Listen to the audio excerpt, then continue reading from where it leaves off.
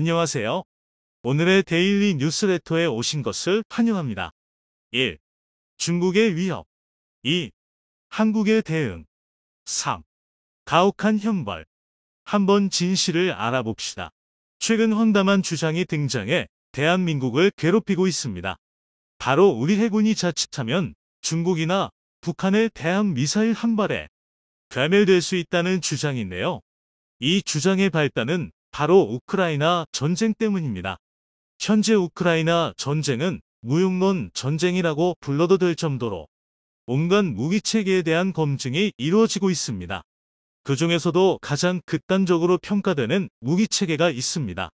그것은 바로 미사일과 군함입니다.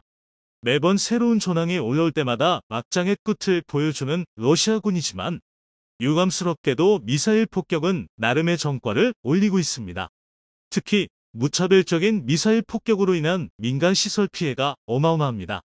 일례로 최근 젤렌스키 대통령이 발표한 내용에 따르면 우크라이나의 에너지 인프라 50%가 러시아군의 미사일 공격에 의해 파괴되었다고 하는데요.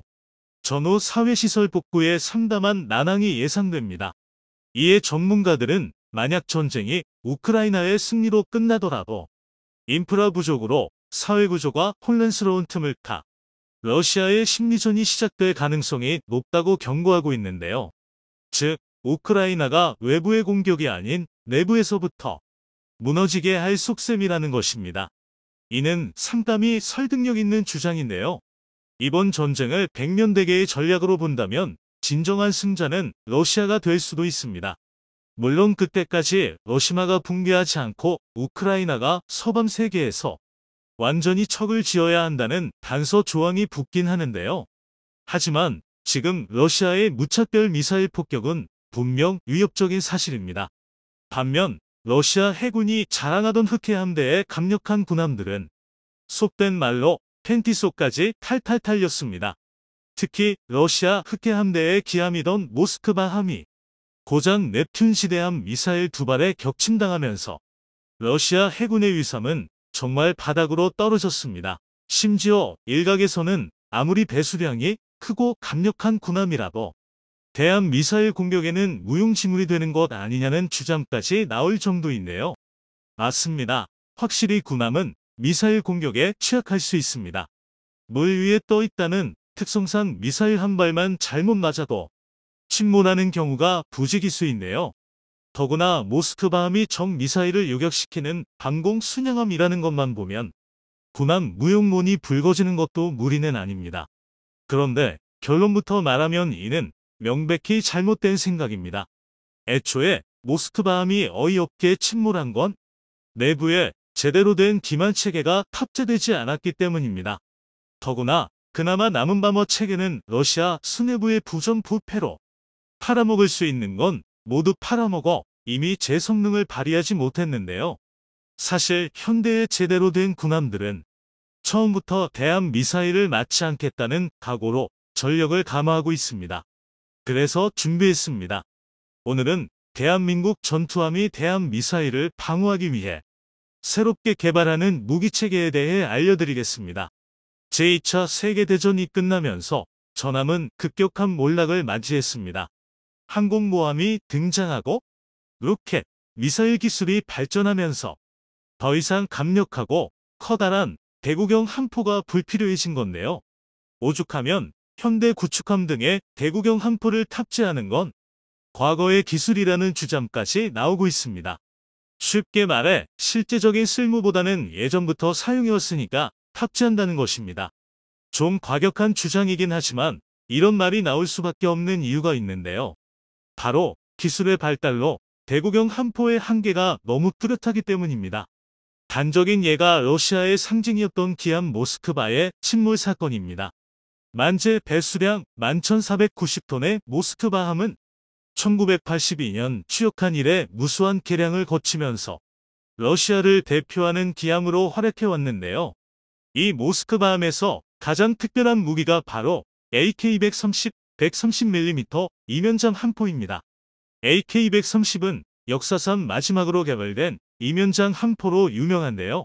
특히 이면장 포신에서 쏟아내는 분당, 90발의 포탄은 상당히 위력적입니다.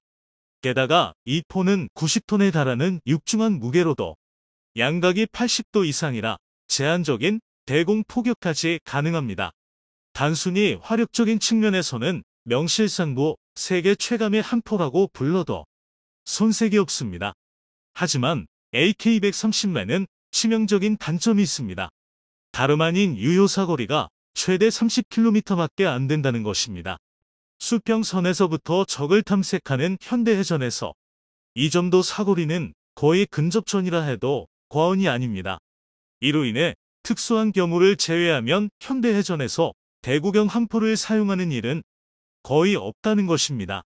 반면 대구경 함포의 자리를 대신한 미사일의 사거리는 함포와 비교할 수준이 아닌데요. 일례로 모스크바함을 격침한 우크라이나군의 넵튠 대함 미사일의 사거리는 280km에 달합니다. 이는 모스크바함의 함포에 비해 무려 9배나 긴 건데요.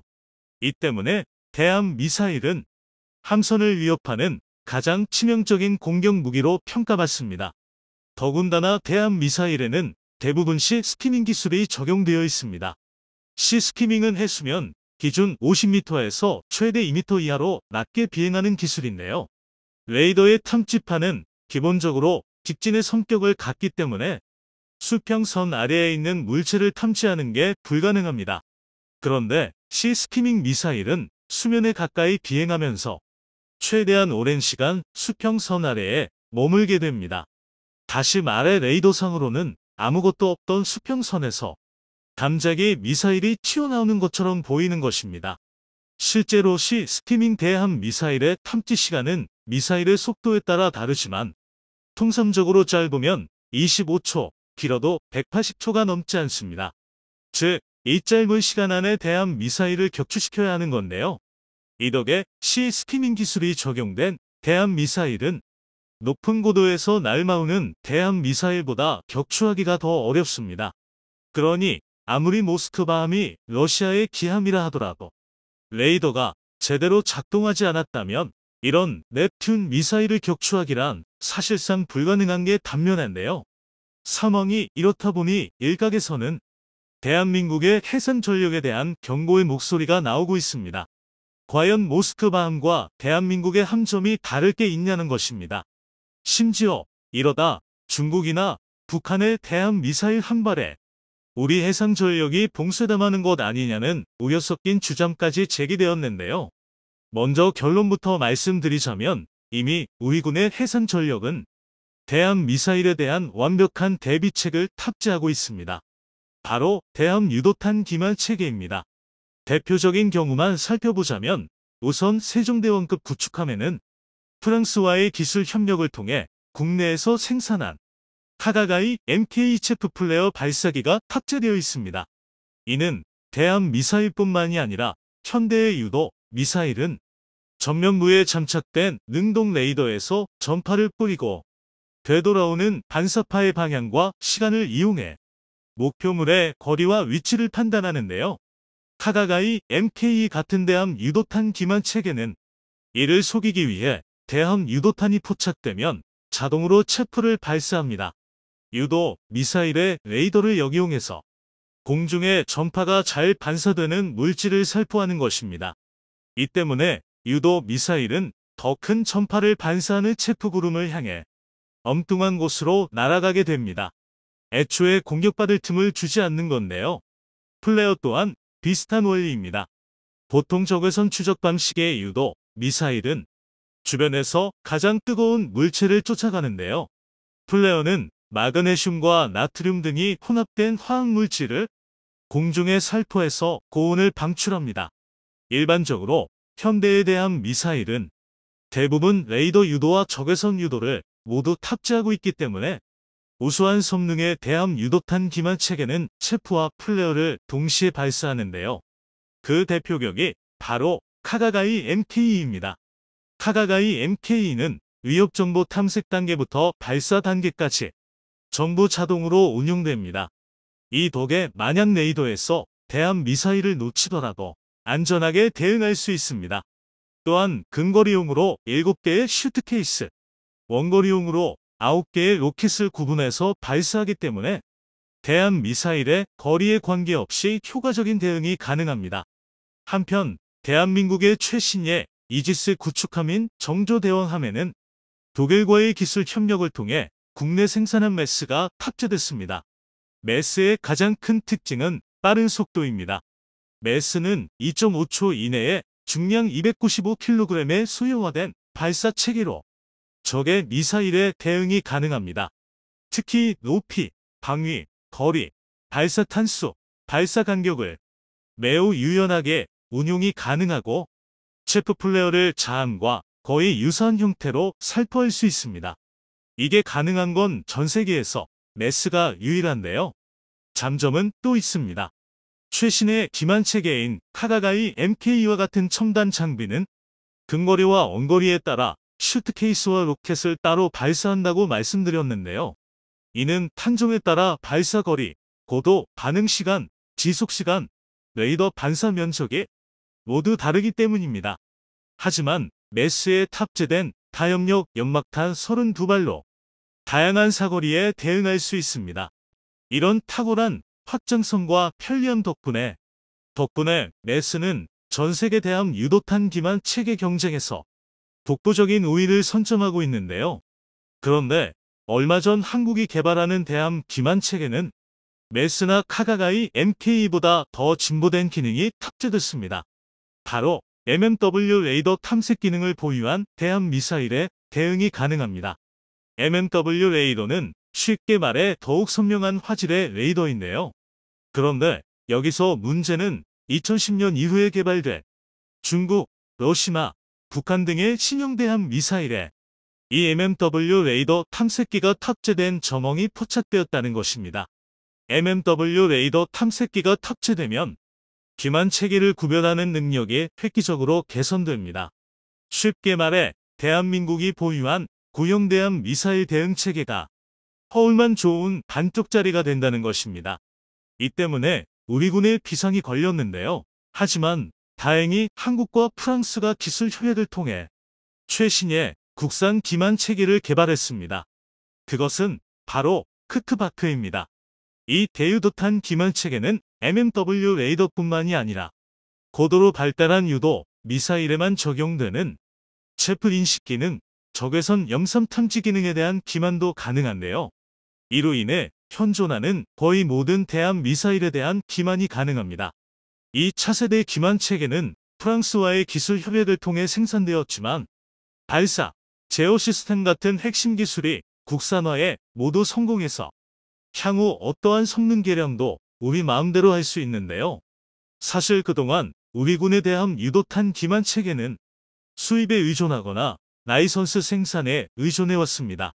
아직까지 대한민국이 한 번도 도전해보지 않은 체계이기 때문에 현실적으로 기술력이 부족했던 건데요. 하지만 프랑스와의 기술 협력을 통해 차세대 기만 체계인 크크바크를 개발하면서 관련 기술을 충분히 습득할 수 있었습니다. 이 말 뜻은 더 이상 외산 기만 체계를 쓰면서 감지를 당하지 않는다는 것입니다. 특히 여기서 괄목할 만한 건 국산화뿐만 아니라 적의 변화에 최대한 빨리 대응이 가능해 급변하는 상황에도 효과적인데요. 또 이 기술을 더욱 고도화해 다른 무기체계에도 적용할 수 있어 우리 대한민국의 국방력이 더욱 향상될 수 있게 됐습니다. 빠른 시일 내에 대한민국의 모든 함선에 우리 독자 기술이 녹아든 최근 북한의 도발이 나날이 심해지고 있습니다. 북한은 중국 당 대회가 끝나자마자 또다시 한반도에 긴장감을 조성하기 시작했는데요. 지난 20일 북한 선박 한 척이 서해 북방 경계선 NLL을 침범하여 우리 해군 함정이 대응 사격에 나서는 등 일촉즉발의 상황이 벌어지기도 했습니다. 이 와중에 중국 불법 어선의 서해 NLL 침범 역시 계속해서 이어지고 있습니다. 군사 전문가들은 북한과 중국이 민간 선박으로 위장한 채 한국군의 대응 태세를 떠보기 위해 의도적으로 기획했을 것이라 분석하고 있는데요. 이는 북한에게 불리하게 그어진 NLL을 무력화하려는 의도이며 핵실험과 국지 도발 수준을 넘어 향후 국지전, 전면전 위협으로 전개될 수 있다는 것을 암시하는 내용이라는 주장까지 제기되고 있습니다. 또한 최근 다소 안정적으로 보였던 추세 역시 다시 위기가 서서히 고조되고 있다고 판단했는데요. 한국은 육해공군이 미군 해양경찰과 함께 22일부터 나흘간 대규모 서해 합동훈련에 돌입하는 등 미국과의 동맹을 더욱 견고히 하며 이에 맞서고 있습니다. 한편 미국은 죽음의 백조라 불리는 비온비 폭격기로 북한을 정조준한 채 북한에 직접적인 경고 신호를 보내고 있는데요. 존 커비 백악관 국가안보회의 대변인은 지난 22일 북한의 도발 행위에 책임을 물을 것이라며 엄중히 경고하기도 했습니다. 그 자세한 내용 알아보도록 하겠습니다. 최근 북한의 도발이 계속해서 이어지고 있는데요. 북한은 중국 당 대회가 끝나자마자 또다시 한반도에 긴장감을 조성하기 시작했습니다. 이번에는 서해 NLL 지역이 그 대상이었습니다. 지난 22일 새벽 북한 상선 한 척이 서해 NLL 지역을 침범해 우리 군의 경고 사격을 받고 물러갔다고 합니다. 합동참모본부에 따르면 22일 새벽 3시 42분쯤 서해 백령도 서북방 27km 부근에서 북한 상선 한 척이 NLL을 침범해 우리 군이 경고 통신과 경고 사격으로 퇴거 조치했다고 하는데요. 우리 군은 해당 선박이 NLL을 넘은 행위를 침범으로 보고 그 경위를 파악하고 있습니다. 어이없게도 북한은 우리 군의 경고 사격에 방사포 사격으로 맞대응했는데요. 이에 대해 북한은 남한 함정이 서해상 군사분계선을 침범한 것이라고 주장하고 나섰습니다. 북한군 청천문무는 대변인 명의 발표에서 22일 새벽 남한 이함대 소속 호위함이 선박 단속을 구실로 백령도 서북쪽 해상에서 해상 군사분계선을 침범해 경고 사격을 했다며 이에 북한군 청천문무는 서부전선 해안 방어부대들의 감시와 대응 태세를 철저히 갖추도록 지시하고 22일 새벽 5시 15분 용영군 일대에서 방위 270도 방향으로 열발의 위협 경고 사격을 했다고 밝혔습니다. 이 와중에 중국 불법 어선의 서해 NLL 침범 역시 계속해서 이어지고 있는데요. 꽃게철을 맞아 인천 연평오장에서 꽃게 조업이 한창인 가운데 매일 100척이 넘는 중국 불법 어선이 서해 북방한계선 인근 해상에 출몰하고 있다고 합니다. 중부지방해양경찰청 서해오도 특별경비단에 따르면 이달 들어 서해 NLL 해상에서 불법 조업을 한 중국 어선만 하루 평균 116척입니다. 지난해 10월 서해 NLL 해상에서 불법 조업 한 중국 어선의 하루 평균인 81척과 비교하면 무려 43.2%가량 늘어난 수치입니다. 지난 8일에는 백령도 인근 해상에서 서해 NLL을 침범한 뒤 불법 조업을 한 중국 어선 2척이 해경에 납포되기도 했는데요. 중국 불법 어선은 고동 북한 당국에 돈을 주고 허가를 받아 서해 NLL 북측 해역에 머물다가 야간이나 감시가 소홀한 등을 타 우려장 쪽으로 내려와 불법 조업을 한다고 합니다. 군사 전문가들은 북한과 중국이 민간 선박으로 위장한 채 한국군의 대응 태세를 떠보기 위해 의도적으로 도발을 일삼고 있는 것이라 분석하고 있는데요. 정성장 세종연구소 북한연구센터장은 북한군의 사전 승인 없이 북한 상선이 북방한계선 NLL을 침범한다는 것은 상상할 수 없는 일이라며 이번 사태는 서해 NLL을 무력화하기 위해 북한이 의도적으로 기획했을 가능성이 높다고 밝혔습니다. 북방한계선 NLL은 1953년 8월 당시 주한유엔군 사령관이던 마크 클라크가 한반도 해역에서의 남북 간 우발적 무력 충돌 발생 가능성을 줄이기 위한 목적으로 그은 선입니다. 그는 국제적으로 동용되던 영해 기준인 3.1을 적용해 서해 5개 도서와 북한 황해도 지역의 대략적인 중간선을 북방한계선으로 설정했는데요. 북한은 NLL에 대해 부정적인 입장을 취하며 1973년부터 계속해서 NLL을 침범해왔습니다. 1977년에는 자신들의 자체 기준을 적용한 해상 군사 경계선을 일방적으로 설정하고 1999년에는 조선 서해 해상군사 분계선을 발표하는 등 NLL을 무력화하려는 시도 역시 반복하고 있습니다. 또한 최근 다소 안정적으로 보였던 추세 역시 다시 위기가 서서히 고조되고 있다는 판단도 나왔는데요. 류성엽 21세기 군사연구소 연구위원은 북한 상선의 NLL 오해선 및 퇴거 조치 등과 별개로 북한 통참모부 대변인 명의의 비난 성명에서 확성기가 언급된 부분을 가장 주목해야 한다고 주장했습니다. 그는 과거 북한은 도발의 규모와 강도를 국지전 또는 전면전 수준으로 올릴 때 남한의 확성기를 통한 대북 심리전을 이유로 들었다며, 이는 북한의 위협 발언 수위가 핵실험, 국지 도발 수준을 넘어 향후 국지전, 전면전 위협으로 전개될 수 있다는 것을 암시하는 내용이라고 분석했습니다.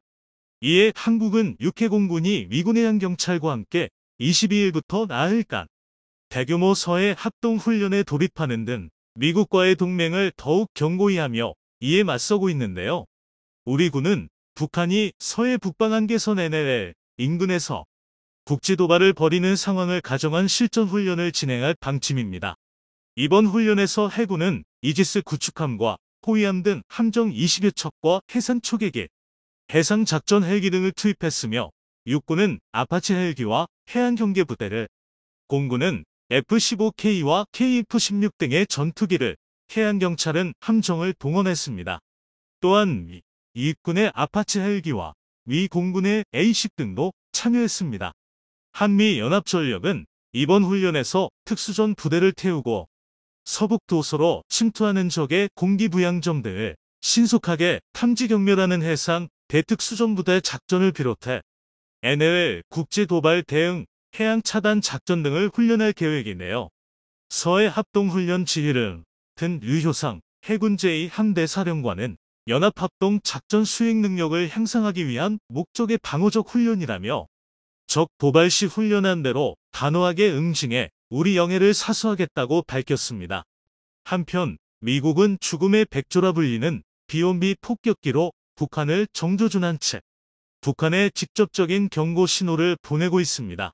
항공기 추적 웹사이트 에어크래프트 스폿은 북한 때문에 긴장이 고조된 가운데 B-1B가 새로운 폭격 기동부대 임무를 시작했다며, 해당 폭격기가 북태평양 상공을 가로질러 괌에 도착한 항적 이미지를 함께 공개했는데요.